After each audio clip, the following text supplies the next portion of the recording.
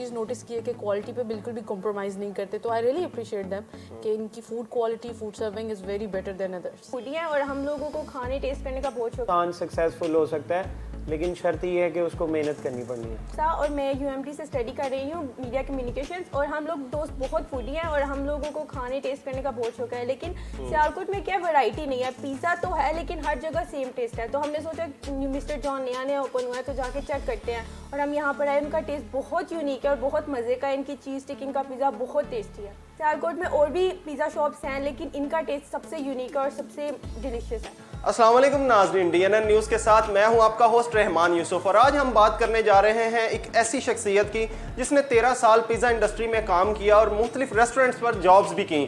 आज उनका अपना रेस्टोरेंट है, अपना पिज़्ज़ा बार है। उस शख्सियत से आज हम जानने की कोशिश करेंगे कि इस सारे सफ़र का आगाज़ कैसे हुआ, कौन कौन सी मुश्किलात आई, और आज जब उन्होंने अपना पिज़्ज़ा बार बना लिया है तो उनको कैसा लग रहा है।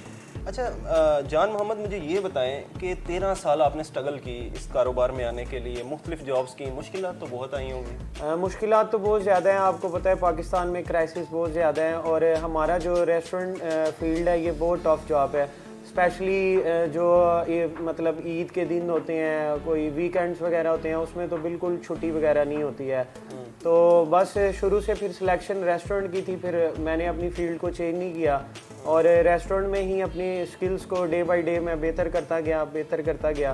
तो मुश्किलात के बाद ही आसानियाँ होती हैं।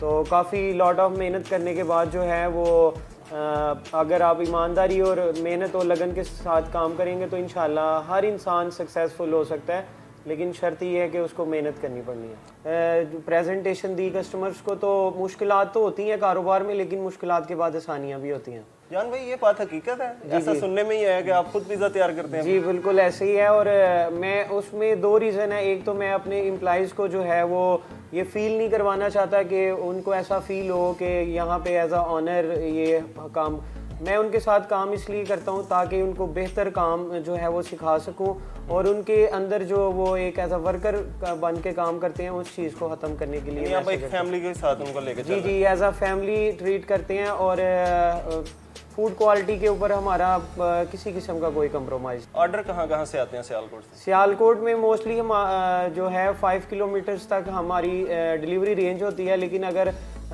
उससे के हट के भी, क्योंकि छोटा सा तो सियालकोट है, अगर कस्टमर्स की कॉल आती है तो हम उनको 45 मिनट के अंदर जो है वो डिलीवरी प्रोवाइड करते हैं। अच्छा, मुझे ये बताएं सियालकोट के लोगों को, स्पेशली अपने कस्टमर्स को क्या कहना चाहेंगे?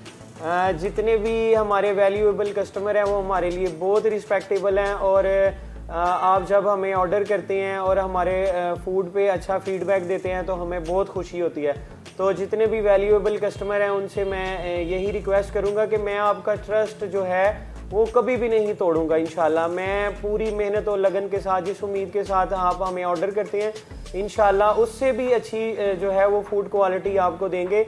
तो आप हमारे साथ जुड़े रहें और मिस्टर जॉन पिज़्ज़ा गार्डन का ही इंतखाब करें जब भी आपकी बर्थडे हो या आपने कोई पार्टी वगैरह करनी हो तो।